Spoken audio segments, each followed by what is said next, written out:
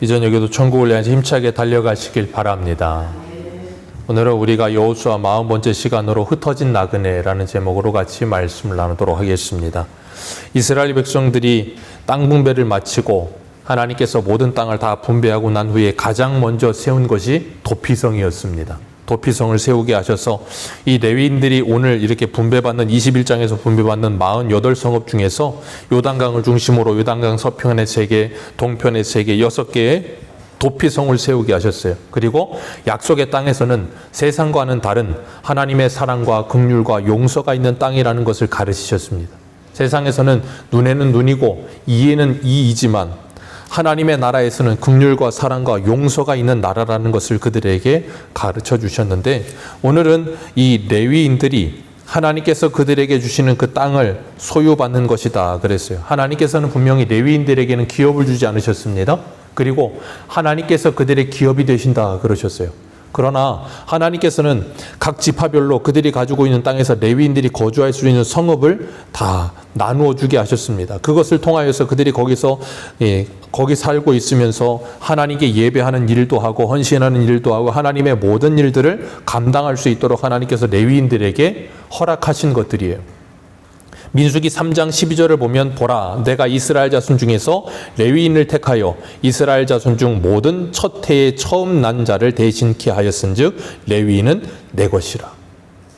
야곱의 3번째 아들입니다. 그리고 그 레위인은 하나님께서 레위인은 내 것이라 라고 지명하셔서 부르셨어요. 그리고 이스라엘 백성들의 첫 것, 그 첫 것을 대신하여 레위인을 내 것으로 삼는다 그렇게 말씀하셨어요. 그 첫 것은 이스라엘 백성들이 애굽에서 나올 때 유월절을 지킬 때 하나님께서 장자의 죽음 재앙에서 그들을 벗어나게 하심을 통하여서 그 첫 것은 하나님의 것임을 가르치셨고, 그러니 그들은 이 가나안 땅에 살면서도 농사를 지을 때 첫 것, 새끼를 낳아도 그 새끼, 이 짐승들의 새끼의 첫 것을 하나님께 드리고, 그런 것처럼 자녀를 낳아도 처음 자녀는 누구의 것이에요? 하나님의 것이어야 되는 거예요. 근데 그 자녀를 대신하여 누가 하나님께 바쳐진 자가 되었다고요?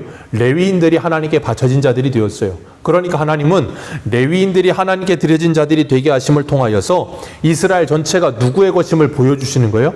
하나님의 것임을 보여주시는 거예요. 그리고 레위인들이 성전에서 제사 드리는 일을, 그리고 봉사하는 일을 하게 하심을 통하여서 이스라엘 전체가 하나님께 예배 드리는 예배자들이라는 것을 가르치고 계시는 거예요.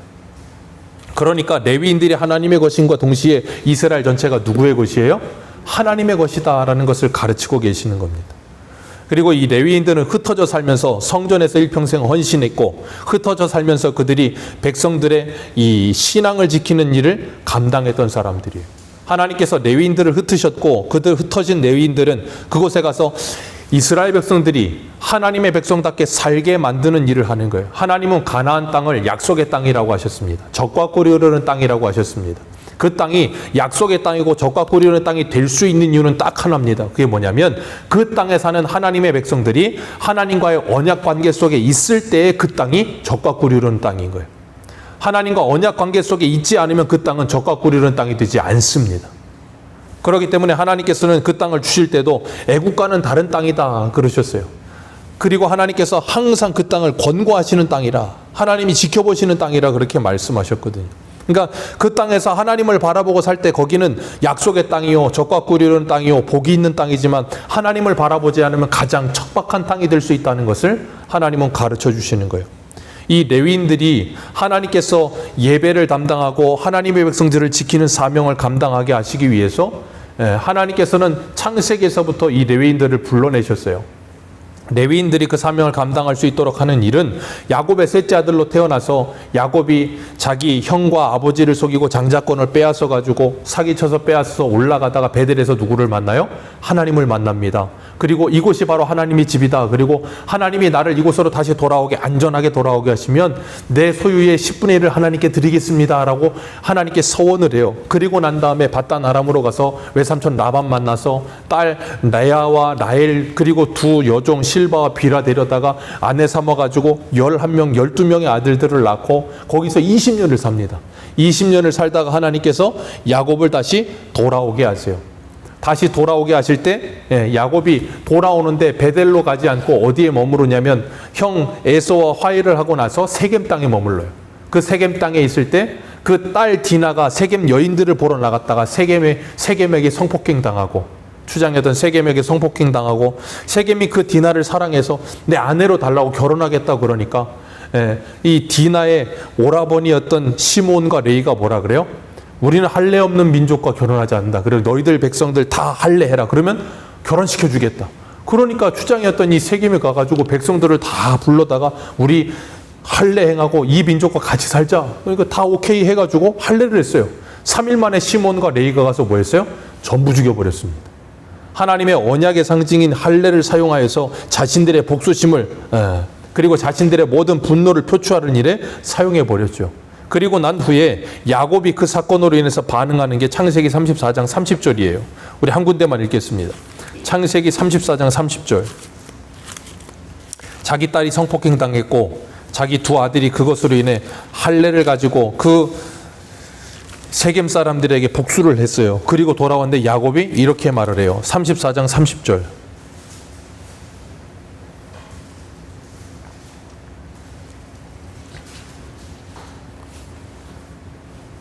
같이 읽습니다. 시작. 나로 하여금 이 땅 주민 곧 가나안 족속과 브리스 족속과 악실이 내게 하였도다. 나는 수가 적은즉 그들이 모여 나를 치고 나를 죽이리니 그러면 나와 내 집이 멸망하리라. 아멘. 야곱이 지금 자기 두 아들 시몬 레위에게 한 말이에요. 자기 딸이 성폭행 당했습니다. 그래서 두 오빠가 가서 복수를 해주고 돌아왔어요. 그랬더니 야곱이 하는 말이 뭐예요? 너희들 때문에 나 그러면서 이 30절 한 절에 나라는 표현이 계속 반복됩니다. 야곱은 그러니까 지금 시몬과 레위와 자신을 뭐하고 있어요? 갈라놓고 있는 거예요. 그러면서 너희들 때문에 지금 내가 이 고생하고 너희들 때문에 내가 이 어려움을 당하게 생겼다는 거예요. 그러니까 너희들 때문에 나 이런 어려움 당하게 됐으니까 나 지금 괴롭다 그러면서 뭐 하는 거예요? 너희들 탓이다 그러면서 막 온갖 말을 하고 있는 겁니다. 그러니까 야곱은 지금 바단 아람에서 20년 살고 돌아와서도 여전히 누구 중심으로 살아요? 나 중심이요. 자기 딸이 성폭행을 당했고 그걸 복수하겠다고 갔었던 아들들이고, 그런데 그건 중요하지 않고 너희들 때문에 내가 어려움 당하는 게 지금 중요한 거예요. 나만 중요하지 너희들은 중요하지 않은 거예요. 그게 야곱이에요. 그게 야곱이고 그게 우리들이라니까요. 그러니까 인생을 살면서도 항상 끝에 가서 누가 최우선이에요? 나예요. 끝에 가보면 납니다. 그러니까 나에게 손해만 오면 상관없어. 근데 나에게 손해가 오면 그게 누구든 문제가 되기 시작하는.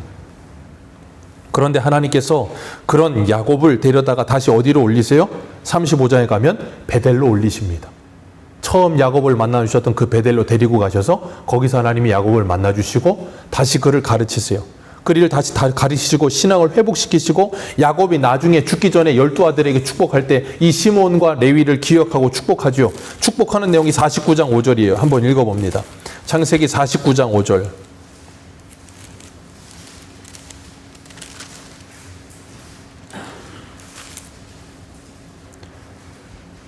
창세기 49장 5절입니다. 5절부터 7절까지 같이 읽겠습니다. 시작. 시몬과 레위는 형제요 그들의 칼은 폭력의 도구로다. 내 호나 그들의 모의에 상관하지 말지어다. 내 영광 그들의 집회에 참여하지 말지어다. 그들이 그들의 분노대로 사람을 죽이고 그들의 혈기대로 소의 발목에 힘줄을 끊었음이로다. 그 노여움이 혹독하니 저주를 받을 것이요 분기가 맹렬하니 저주를 받을 것이라. 내가 그들을 야곱 중에서 나누며 이스라엘 중에서 흩으리로다. 유다야 너는 내 형, 거기까지만 읽습니다. 7절까지만 읽습니다. 하나님께 야곱이 28절에 보면 49장 28절에 보면 그들 각 사람의 분량대로 축복하였다라 그랬어요. 근데 시몬과 레위를 향해서는 축복이 아니라 거의 뭘 하고 있어요? 저주를 퍼붓고 있습니다. 저주를 퍼부으면서 너희들은 이스라엘 민족 중에서 흩어질 것이다 그랬어요. 그리고 그 말대로 시몬은 유다에 아예 그냥 소속이 되어버렸잖아요. 유다 안에 흡수되어 버렸고, 그리고 레위는 어떻게 됐습니까? 이스라엘 전역에 흩어져 버렸어요. 이스라엘 전역에 흩어져 버렸는데 이 야곱이 그들에게 하는 말이 뭐예요? 너희의 분노와 혈기를 다스리지 못했다는 거예요. 그런데 문제는 레위만 그렇습니까? 레위만 분노와 혈기를 다스리지 못했습니까? 아니에요. 요셉을 죽이려고 하던 형들은 그들의 분노와 혈기를 다스리지 못하잖아요. 그들만 그렇습니까? 우리는 우리 일상 속의 분노와 혈기를 다스리지 못하지 않습니까? 나의 분노와 혈기를 다스리지 못하고 내 분대로, 내 혈기대로 모든 걸 다 쏟아내는, 그게 바로 레위예요. 그게 바로 시므온이에요. 그게 바로 우리들이라니까요. 그런데 출애굽기 32장을 가보겠습니다. 출애굽기 32장. 이 레위를 지금 따라갑니다. 출애굽기 32장 25절. 이스라엘 백성들이 모세가 40일 동안 하나님의 말씀을 받고 있을 때 밑에서 금송아지를 만드는 일을 했어요. 그 일로 인하여 하나님께서 진노하시고 모세가 그 일을 행하는데 출애굽기 32장 25절부터 29절까지 읽어 내려갑니다. 시작. 모세가 본즉 백성이 방자하니 이는 아론이 그들을 방자하게 하여 원수에게 조롱거리가 되게 하였음이라. 이에 모세가 진 문에 서서 이르되 누구든지 여호와의 편에 있는 자는 내게로 나오라 하며 레위 자손이 다 모여 그에게로 가는지라. 모세가 그들에게 이르되 이스라엘의 하나님 여호와께서 이렇게 말씀하시기를 너희는 각각 허리에 칼을 차고 진 이 문에서 저 문까지 왕래하며 각 사람이 그 형제를, 각 사람이 자기 친구를, 각 사람이 자기 이웃을 죽이라 하셨느니라. 레위 자손이 모세의 말대로 행하며 이날의 백성 중에 3,000명가량이 죽임을 당하니라. 모세가 이르되 각 사람이 자기의 아들과 자기의 형제를 쳤으니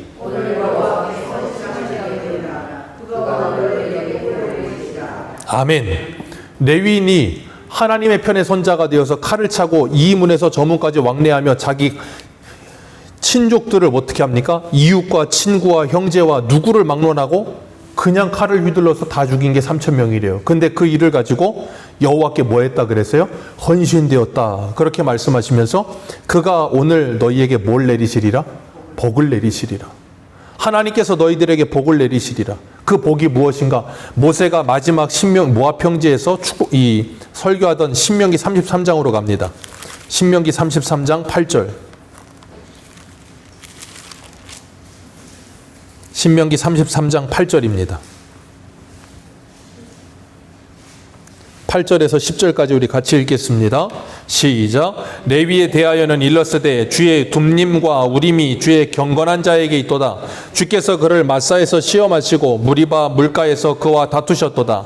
그는 그 부모에게 대하여 이르기를 내가 그들을 보지 못하였다 하며 그 형제들을 인정하지 아니하며 그 자녀를 알지 아니한 것은 주의 말씀을 준행하고 주의 언약을 지킴으로 말미암음이로다. 주의 법도를 야곱에게 주의 율법을 이스라엘에게 가르치며 주 앞에 분향하고 온전한 번제를 주 제단 위에 드리리로다. 아멘. 이게 바로 레위가 받은 뭐라고요? 복이요. 창세기 49장에서 야곱은 잔해하는 기계라 그러면서 레위와 시므온을 저주했습니다. 그래서 이스라엘 중에 다 흩어질 것이다. 근데 출애굽기 32장에서 금송아지 사건으로 인해 레위가 하나님께 헌신자가 되었고 하나님께서 그들에게 복을 주셔서 어떻게 하셨어요? 그들이 이스라엘 전역으로 흩어지기는 했지만 흩어진 자가 되어서 뭘 하게 하셨어요? 주의 법도와 율법을 가르치는 자들이 되게 하셨다. 그리고 거기서 하나님께 번제 드릴 수 있는 자들이 되게 하셨다라고 말씀하고 있어요. 9절 말씀에 보면 그 형제를, 부모를, 그리고 그 언약을 지킴을 위해서 그것을 알지 아니하였다는 말은 출애굽기 32장에 한 이문에서 저문까지 칼을 차고 3,000명을 죽일 때 있었던 그 사건을 회상하는 거예요. 그때 헌신되었기 때문에 복을 받아서 너희들은 법도와 율법을 가르치는 자가 될 것이다. 분명히 잔해하는 기계가 되어서 자신의 혈기와 자신의 분노를 억누르지 못하고 그걸로 원수를 갚으면서 사람을 잔해하는 기계였던 그들이 하나님께 헌신된 자가 되어서 이제는 뭐 하는 자가 돼요? 이스라엘에 흩어져서 그것을 하나님의 말씀으로 지키며 하나님의 사랑으로 그 땅을 거룩한 땅 만들어가는 하나님의 무슨 어떤 영적인 울타리와 같은 일을 레위인에게 맡기셨단 말이에요. 그래서 다른 사람들을 죽이며 잔해하는 칼이었던 그 칼을 이제는 하나님의 말씀의 칼을 붙들고 뭐예요? 이스라엘의 영적인 그 거룩함을 지켜내며 그들 안에 있는 죄를 끊어내는 역할을 하는 일을 레위인들에게 맡기셨다는 거예요. 그렇기 때문에 그들은 흩어진 자가 되어서도 거기에서 뭐한 자가 되어 하나님의 말씀을 맡은 자가 되어 복을 받은 인생으로 사는 거예요. 그게 바로 오늘을 살고 있는 저와 여러분들인 줄 믿으시길 바랍니다. 그래서 우리는 하나님의 말씀을 맡은 자로 이 땅을 사는 거예요. 내가 예수 믿기 전에는 내 혈기와 내 분노를 주체하지 못하고 다른 사람들을 막 난도질하고 죽이고 다른 사람들과 분쟁하며 살던 인생에서 이제는 예수를 만나고 하나님의 말씀을 받고 하나님의 은혜를 받고 나서 보니까 뭐예요? 하나님의 말씀의 사람들이 되더라는 거예요. 그게 바로 하나님의 복을 받은 거예요. 그리고 흩어진 자가 되어 사는 거예요. 그게 어디에 나와요? 사도행전에 나와요. 주님께서 사도행전 1장 8절에 뭐라 그랬습니까? 너희가 성령을 받고 권능을 받으면 예루살렘과 온 유대와 사마리아와 땅끝까지 이르러 내 증인이 되리라. 그리고 그들이 예루살렘 교회에 모여서 하나님의 말씀을 듣고 함께 나누며 그 말씀의 은혜를 누리고 있다가 사울을 통하여 핍박이 왔을 때 그들이 어떻게 돼요? 흩어지죠. 예루살렘 교회가 흩어집니다. 그들을 흩어지는 사람들을 디아스포라라고 불렀어요. 그래서 그들은 예루살렘을 떠나서 뿔뿔이 흩어진 자들이 되어서 가는 곳마다 거기에서 뭐 했냐면 교회가 되었어요.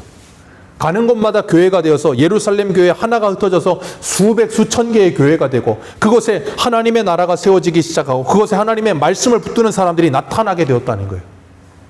그게 바로 오늘 레위인들이 받은 복이고 저와 여러분들이 받은 복이에요. 그래서 우리는 베드로전서 2장 8절의 말처럼 우리는 왕 같은 제사장이 되어서 하나님이 우리를 보내신 그곳에서 뭐 해야 돼요? 그곳을 하나님의 나라 만들어낼 수 있어야 돼요. 그 땅이 적과 꿀이르는 땅, 하나님의 약속의 땅이 되는 건 뭐라고요? 거기에 살고 있는 사람들이 하나님의 백성이 될 때, 하나님의 백성답게 살게 될 때 그것이 어떻게 돼요? 하나님의 나라가 되는 거예요. 그 일을 우리에게 맡기셨다고요. 그렇기 때문에 우리는 땅끝까지 이르러 하나님의 말씀의 증인으로 살아가야 될 줄로 믿습니다. 그게 우리의 사명이에요. 이선미 집사님도 남편분 사업 때문에 다시 또 부산으로 내려가셨어요. 멀고도 뭐 부산으로 가셔서 3개월 있는다 그러시더라고요. 예, 말씀으로 같이 함께 하시다가 흩어지게 되셨어요. 그곳에 가서 뭐 하겠어요? 거기에 또 하나님의 나라를 세우는 일에 힘쓰겠죠. 3개월 동안. 그러고 있다 다시 또 만날 수 있겠죠. 하나님께서 우리를 모이게 하시고 모인 우들을 흩어지게 하시면서 기억하세요. 우리 가정을 우리에게 맡기셨다는 걸 기억하시길 바랍니다. 내가 우리 가정의 레위인이 되어야 되는 거예요. 내가 우리 가정의 레위인이 되어서 뭐 해야 돼요? 하나님의 말씀의 검을 붙들고 내 가정의 거룩함을 위해 죄와 싸워야 되는 거예요. 나의 죄뿐 아니라 내 가정의 허물과 내 가정의 죄악들을 끊어내기 위해서 하나님 앞에 몸부림치며 기도하면서 하나님 앞에 설 수 있어야 돼요. 그리고 하나님이 우리를 직장으로 보내셨다면 직장에서 영적인 레위인이 되어서 그것이 거룩해질 수 있도록, 그것이 점점점 타락해져 가지 않을 수 있도록 우리가 뭐 해야 돼요? 헌신되어진 사람들이 되어야 되는 거예요. 그럴 때 하나님께서 그 직장을 하나님의 나라 만들어 가실 줄 믿습니다. 그래서 주님은 우리를 세상의 소금과 빛이라고 말씀하셨어요. 세상에 흩어진 소금과 빛이 되어서 그것을 더 썩지 않게 하시고 그곳에 빛을 비추어 어둠이 떠나가게 하시며 그것이 하나님의 나라가 되게 하셔서 내 가정이 주님과 화목하게 되고 내 직장이 주님과 화목하게 되고 나로 인하여 내 이웃이 하나님과 화목하게 되는 그 화목의 직분을 감당하는 사람들로 하나님이 우리를 오늘도 부르셨다는 것을 기억하시길 바랍니다. 그리고 우리에게 그 자리로 보내고 계세요. 그곳이 어디이든 내가 가는 그곳이 하나님의 말씀을 맡은 자로서 그곳에 세워졌다는 그 사명감을 기억하시고 그곳을 하나님의 나라 만들기 위해 그곳의 모든 죄악들과 싸우시고 우리 가정 안에 아니면 우리 직장 안에 그런 모든 죄악들이 보여질 때 그 죄와 싸우는 일 결코 쉽지 않습니다. 편안하려면 안 싸우면 됩니다. 그런데 그것을 하나님의 나라 만들려면 치열하게 싸워야 돼요. 그래서 히브리서 12장에 뭐라 그래요? 피 흘리기까지 싸우지 않았다. 피 흘리기까지 죄와 싸우라. 죄를 끊어내는 일 결코 쉽지 않아요. 레위인들이 출애굽기 32장에서 가차없이 그 죄를 도륙하듯이 죄와 싸울 때는 가차없이 그것과 싸울 수 있어야 되는 거예요. 때로는 피 흘림이 있겠죠. 때로는 어려움이 있겠죠. 때로는 힘든 일도 있겠죠. 근데 그것을 지나가야 무엇이 찾아와요? 그곳에 샬롬이 찾아오는 거예요. 그러기 전에는 샬롬은 찾아오지 않습니다. 임시적이고 잠깐 사람이 만들어낸 평화 같은 샬롬은 찾아올 수 있어도 참된 샬롬은 찾아오지 않아요. 죄가 끊어져야 그곳에 하나님의 평강이 임하는 거예요. 그걸 우리들에게 맡기셨어요. 하나님의 말씀을 맡은 자로서 우리 가정을 그리고 우리 교회를 그리고 우리 직장을 우리가 하는 그곳을 하나님의 나라 만드시기 위해 정말 주님의 은혜와 성령의 권능으로 덧입게 되는 놀라운 은혜가 저와 여러분들에게 있기를 주님의 이름으로 축원합니다. 기도하겠습니다.